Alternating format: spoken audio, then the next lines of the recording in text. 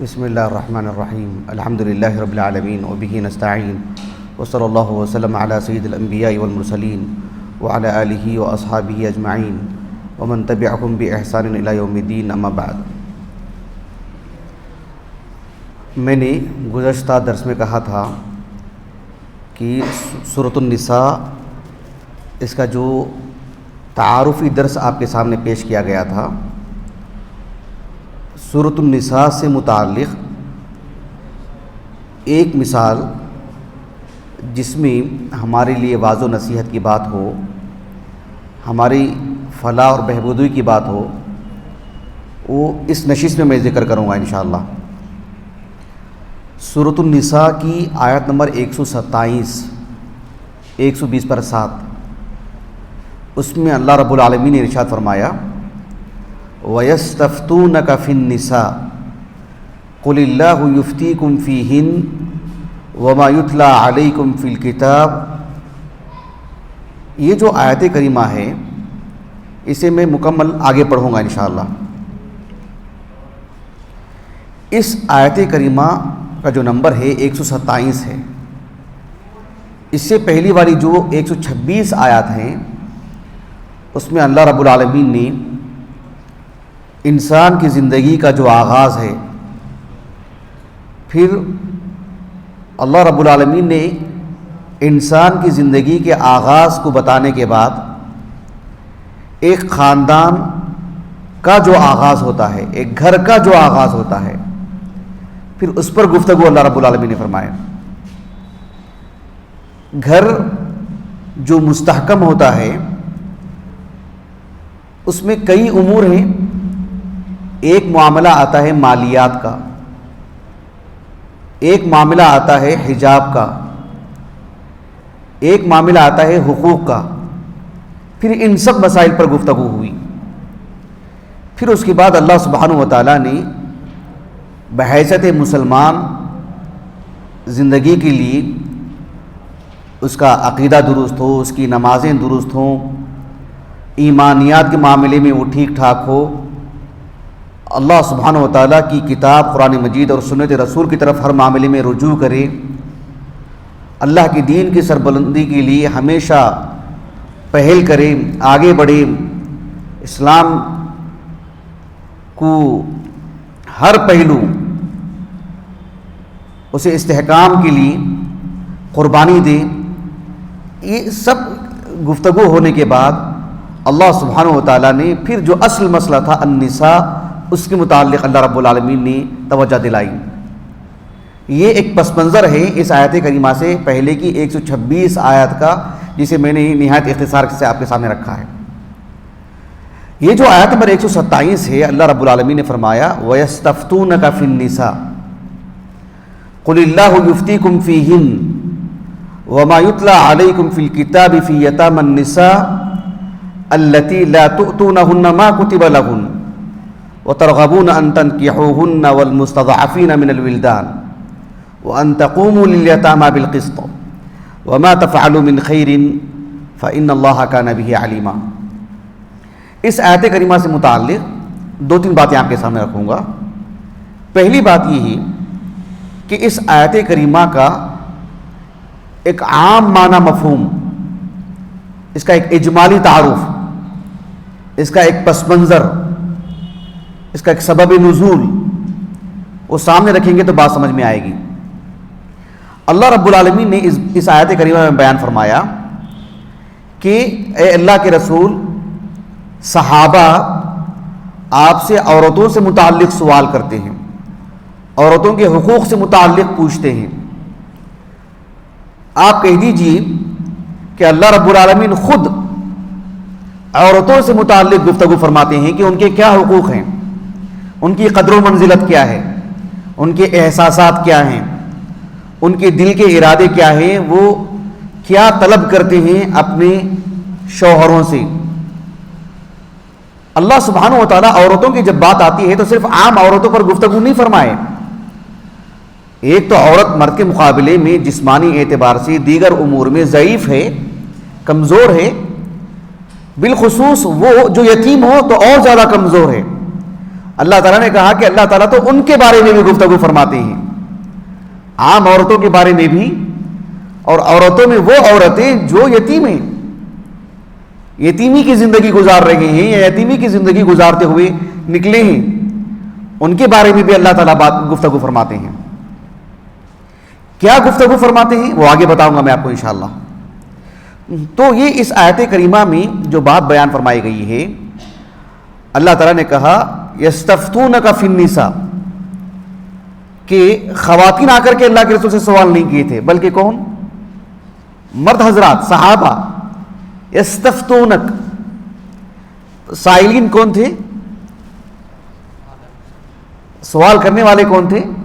مرد حضرات۔ انہوں نے اپنے اپنے گھروں کی خواتین سے متعلق سوال کرنے کے لیے آئے تھے۔ تو اللہ تعالیٰ نے کہا کہ یستفتونک فی النساء قل اللہ یفتیکم فیہن، اللہ رب العالمین خواتین کے بارے میں گفتگو فرما رہے ہیں۔ اور وما یتلی علیکم فی الکتاب، اور الکتاب سے مراد قرآن مجید۔ قرآن مجید میں دیکھو، غور کیجئے آپ، اللہ تعالیٰ نے فرمایا قل اللہ یفتیکم فیہن، جن عورتوں کے بارے میں آپ نے سوال کرنے کے لیے آئے تھے، خود اللہ اب ان کے بارے میں گفتگو فرما رہے ہیں۔ اور کس کے بارے میں گفتگو فرما رہے ہیں؟ وما یتلی علیکم فی الکتاب، یعنی کتاب میں، قرآن میں اللہ رب العالمین نے جن کے بارے میں پہلے بھی گفتگو فرما چکے ہیں، ان کے بارے میں اللہ تعالیٰ مزید روشنی ڈال رہے ہیں۔ یہاں پر سمجھے آپ، دو باتیں ہیں۔ جن خواتین سے متعلق سوال کرنے کے لیے آپ آئے ہیں، اللہ یفتیکم فیہن، اب اللہ ان کے بارے میں گفتگو فرما رہے ہیں، ان کے بارے میں بات بتا رہے ہیں۔ اور کس کے بارے میں؟ وما یتلی علیکم فی الکتاب، وما یتلی علیکم فی الکتاب فی یتامی النساء، عورتوں میں جو یتیم لڑکیاں ہیں جن سے متعلق کتاب میں، قرآن میں گفتگو ہو چکی ہے، یہاں دوبارہ اللہ تعالیٰ ان سے متعلق گفتگو فرما رہے ہیں۔ سمجھے آپ اس بات کو؟ یعنی یتیم لڑکیوں سے متعلق گفتگو ہو چکی ہے، اللہ کہہ رہے ہیں، اب مزید اللہ تعالیٰ یہاں پر گفتگو فرما رہے ہیں۔ جب اللہ تعالیٰ نے کہا کہ یتیم لڑکیوں سے متعلق جن کے بارے میں گفتگو ہو چکی ہے پہلے، کون سی آیت ہے وہ جو اسی صورت میں ہوئی ہے؟ ان کو بھی انعام انشاءاللہ۔ اللہ تعالیٰ خود کہہ رہے ہیں نا، آپ نے دیکھا ہوگا نا، علماء کی جب کتابیں پڑھتے ہیں آپ، ایک عالم دین کسی آیت کی تفسیر کرتے ہیں، حدیث کی شرح کرتے ہیں، کسی مسئلے سے متعلق لکھتے ہیں یا درس دیتے ہیں، تو کیا کہتے ہیں؟ ہم نے وہاں لکھ چکے ہیں نا، ہم وہاں بتا چکے ہیں نا، یا ہماری ایک کتاب ہے جس میں ہم نے تفصیل سے گفتگو کر چکے ہیں نا، کہتے ہی نہیں اسے۔ ہم نے فلاں درس میں بات بتا چکے ہیں، حوالہ دیتے ہی نہیں۔ یہ اللہ کی سنت ہے، علماء نے یہیں سے لیا ہے اس کو۔ اللہ تعالیٰ نے کہا کہ تم جن عورتوں کے بارے میں پوچھنے آئے ہو، ان سے متعلق تو اللہ گفتگو کرنے والے ہی ہیں، مزید اللہ تعالیٰ ان عورتوں کے بارے میں بھی گفتگو کر رہے ہیں جو کہ عام یتیم لڑکیاں ہیں، جن سے متعلق پہلے بھی گفتگو ہو چکی ہے۔ وما یتلی علیکم فی الکتاب، جن سے متعلق تلاوت ہو چکی ہے، بیان کیا جا چکا ہے، اور وہ اسی صورت میں ہے۔ کون سی آیت ہے؟ کوئی بتا سکتے ہیں؟ کون سی آیت کریمہ ہے؟ وَآتُوا الْيَتَامَى أَمْوَالَهُمْ، کون سی آیت کریمہ ہے؟ سورۃ النساء کی دوسری آیت کریمہ۔ کون سی؟ سورۃ النساء کی دوسری آیت کریمہ۔ فَإِنْ خِفْتُمْ أَلَّا تُقْسِطُوا فِي الْيَتَامَى فَانكِحُوا مَا طَابَ لَكُم مِّنَ النِّسَاءِ مَثْنَىٰ وَثُلَاثَ وَرُبَاعَ فَإِنْ خِفْتُمْ أَلَّا تَعْدِلُوا فَوَاحِدَةً أَوْ مَا مَلَكَتْ أَيْمَانُكُمْ ذَلِكَ أَدْنَىٰ أَلَّا تَعُولُوا۔ سورۃ النساء کے آغاز میں اللہ نے یہاں بتا چکے ہیں، اس کے بعد تقریباً 125 آیتیں گزر گئی نا، سبق دوبارہ یاد دلایا جا رہا ہے یتیم لڑکیوں سے متعلق۔ سبحان اللہ۔ تو اللہ تعالیٰ نے کہا کہ وما یتلی علیکم فی الکتاب، یہ بات کس نے کہی کہ اس آیت کریمہ میں وما یتلی علیکم فی الکتاب سے مراد وہی آیت ہے؟ یہ بات ام المومنین عائشہ نے کہا رضی اللہ عنہا۔ ایک حدیث ہے متفق علیہ، صحیح بخاری میں کئی مقامات پر ہے، کتاب الشریکہ میں بھی ہے، کتاب الشریکہ میں باب شریکۃ الیتیم و اہل المیراث، اس عنوان کے تحت امام بخاری رحمہ اللہ ایک حدیث لائے ہیں۔ اور صحیح مسلم میں کتاب التفسیر بہت مختصر ہے، لیکن اس میں یہ حدیث ہے کتاب التفسیر میں۔ ام المومنین عائشہ رضی اللہ عنہا سے ان کے بھانجے، ان کے شاگرد اور ان کے علم پر گہری نظر رکھنے والے خاص تلمیذ عروہ بن زبیر رحمہ اللہ. جانتے ہیں عروہ بن زبیر کا نام سنا آپ نے؟ زبیر بن عوام ان کے بیٹے ہیں نا. ام المؤمنین عائشہ رضی اللہ عنہا کے بھتیجے ہی ہیں. تو کس کے بیٹے ہوئی؟ ان کی ماں کون ہے؟ اسما بنت ابی بکر صدیق رضی اللہ عنہما. عروہ بن زبیر رحمہ اللہ کہتے ہیں ام المؤمنین عائشہ رضی اللہ عنہا کی جتنی بھی روایات ہیں، ان کا جتنا بھی علم ہے، میں نے الحمدللہ سب کچھ پڑھ لیا ہے، کوئی چیز خارج نہیں ہے. سبحان اللہ، کتنی بڑی بات ہے، کتنے خاص تلمیذ ہیں ان کے. شرف کی بات ہے، اعزاز اور سعادت کی بات ہے. تو عروہ بن زبیر رحمہ اللہ نے اپنی خالہ سے اس آیت کریمہ سے متعلق سوال کیا تو آپ نے تفصیل سے بتائے. ہوتا کیا تھا، عربوں کے پاس اللہ کے رسول صلی اللہ علیہ وسلم کی جب نبوت ملی نا، اس سے پہلے عربوں میں ایک عجیب سا مزاج تھا. شروع میں کچھ صحابہ میں بھی ایسے تھا. اسلام نے تربیت، اللہ کے رسول نے تربیت کی ان کی، یہ سب چیزیں ختم ہو گئی. کیا ہوتا تھا کہ ایک شخص جس کے ماتحت یتیم لڑکیاں ہوتی تھیں، کیسے ظلم ہوتا تھا دیکھو ان پر. ہوتا تھا نہیں، آج بھی ہو رہا ہے گھروں میں، آج بھی ہو رہا ہے طرح طرح سے، یتیم لڑکیوں پر، عام لڑکیوں پر، بہنوں پر وغیرہ وغیرہ. کہ خاص طور پر یتیم لڑکیوں پر جو ظلم ہوتا تھا اس کی نوعیت یہ تھی کہ یتیم لڑکی اگر خوبصورت ہوتی اور اس کا ولی سمجھتا کہ یہ میری ہی شادی میں آئے، میری زوجیت میں رہے، تو اسے کسی طور پر بھی اپنی زوجیت میں لے لیتا، اسے مہر دیتا نہیں تھا، اس کو مہر نہیں دیتا تھا، اور اس پر کسی طرح کا کوئی معاملہ نہیں، اس کا جتنا پیسہ ہوتا سب اپنے پاس رکھ لیتا. یہ بھی ایک طرح کا ظلم. ایک ظلم ایسا بھی ہوتا کہ لڑکی اگر پسند نہیں آتی، یتیم لڑکی، وہ نہیں چاہتا کہ وہ میری زوجیت میں آئے، تو دوسروں سے شادی کرنے بھی دیتا نہیں تھا اگر اس کے پاس پیسے ہوتے تو. یا تو ایسے آدمی کو دیتا کہ جس سے پورا پیسہ اسے مل جائے، یا مہر میں اسے کچھ ملتا تو وہ بھی حاصل کر لیتا کہ میں اس کا ولی ہوں، اس کا میں سرپرست ہوں. اللہ سبحانہ و تعالیٰ نے، جیسا کہ میں نے کل بتایا نا، اس صورت میں ضعفاء پر گفتگو ہوئی ہے. معاشرے میں کوئی بھی شخص کسی طرح کا بھی کمزور ہو، کسی طرح کا بھی، جو کمزور ہے، جو ضعیف ہے، اسلام نے اسے ہمت دلائی ہے اور اس کا حق پہنچایا ہے. نہ پہنچانے والے پر سخت سے سخت وعید سنائی ہے، اس دنیا میں بھی، صرف آخرت میں نہیں. اس صورت میں ضعیفوں کو اللہ رب العالمین نے قوت پہنچائی ہے. تو عام عورتوں پر بھی ظلم نہ ہو، خصوصاً یتیم لڑکیوں پر بھی ظلم نہ ہو. اللہ رب العالمین نے اس آیت کریمہ میں تفصیل سے گفتگو فرمائے. مجھے جو اس آیت کریمہ کو پیش کر کے جو بات بتانی ہے وہ یہ کہ آج ہمارے اپنے گھروں میں عموماً ہوتا کیا ہے، ہم جب قرآن کی تفسیر کرتے ہیں نہیں، ہم یہی سمجھتے ہیں کہ وہ ابو جہل کے بارے میں تھا، وہ ابو لہب کے بارے میں تھا، وہ عربوں کے پاس ایسا تھا، وہ عرب لوگ ایسا کرتے تھے. کیا کہانی سنانے کے لیے بیٹھے ہیں ہم لوگ؟ پرانے زمانے کے واقعات سنانے کے لیے بیٹھے ہیں؟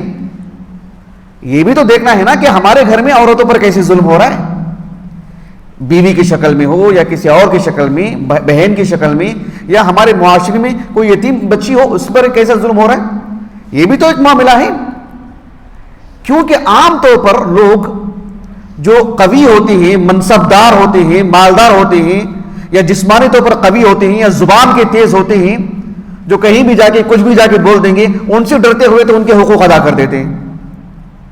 لیکن جو زبان بند کر کے بیٹھے ہوئے ہیں، سامنے پوچھ نہیں سکتے، آنکھ میں آنکھ ڈال کے اپنا حق لے نہیں سکتے، اپنی بات سامنے نہیں رکھ سکتے، ان کی کوئی طرفداری بھی کرنے والا بھی نہیں ہے، ان کے اپنے ہی ان کے مقابل کھڑے ہیں، پھر تو ایک معاشرے میں وہ بہت کمزور ہو جاتا ہے، بالخصوص جب بات آتی ہے ایک عورت کی.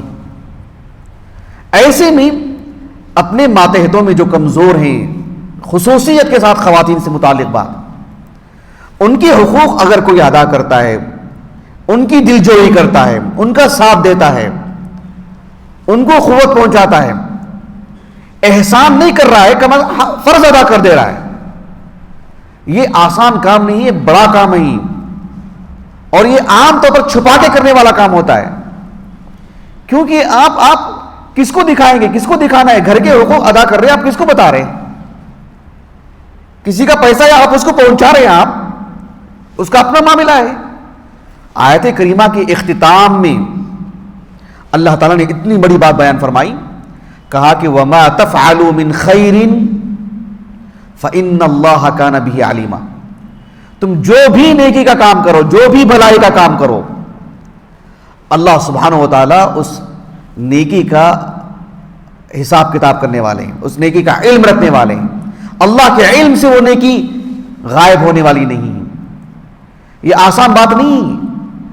آپ عام طور پر بڑے لوگوں کے پاس جائیں گے، وہ چیز دکھنے میں آ جاتی ہے، لیکن جو لوگ کمزور ہیں نا، جیسے کہ میں نے کہا، جو اپنا درد کسی کو بتا نہیں سکتے، ان کا کوئی حامی نہیں، ان کے سر پر کوئی ہاتھ رکھنے والا نہیں، ان کے جذبات اور احساسات کو بیٹھ کر کے کوئی سننے والا نہیں، ایسے میں اگر آپ جا کے ان کا درد سنتے ہیں، ان کی بات سنتے ہیں، ان کا حق پہنچاتے ہیں، ان کی ضرورتیں پوری کرتے ہیں، یہ چیزیں عام طور پر دکھنے میں نہیں آتی ہیں، لیکن اللہ نے کہا وَمَا تَفْعَلُوا مِنْ خَيْرٍ فَإِنَّ اللَّهَ كَانَ بِهِ عَلِيمًا۔ ہم لوگ عربی زبان سیکھتے اسی لیے ہیں تاکہ اللہ کا کلام صحیح انداز میں سیکھیں۔ عرب جا کر کے دکان میں کمائی کرنے کے لیے کیا، کچھ چیزیں خریداری کرنے کے لیے کیا عربی زبان سیکھتے ہیں؟ عربوں سے بات کرنے کے لیے نہیں نا، اللہ رب العالمین سے ہم کلام ہونے کے لیے، اللہ سبحانہ و تعالیٰ کی گفتگو سننے کے لیے، اللہ کی گفتگو معلوم کرنے کے لیے۔ تو اللہ تعالیٰ نے کہا کہ وَمَا تَفْعَلُوا مِنْ خَيْرٍ۔ عربی زبان میں جو خیر ہے نا، عربی زبان میں یہ نکرہ ہے، اور یہ اپنے اندر عموم کا معنی رکھتا ہے۔ انسان بڑی نیکی کرے، چھوٹی نیکی کرے، بند کمرے میں کرے، کسی سے چھپ سکتی ہے لیکن رب العالمین سے نہیں۔ آج کی جو تراویح تھی اس میں آخر میں پڑھنے والی جو آیت کریمہ ہے، کوئی سنا سکتے ہیں؟ آخر میں پڑھی جانے والی آیت کریمہ، ہاں بولیے بولیے۔ جی بالکل، بارک اللہ فیکم۔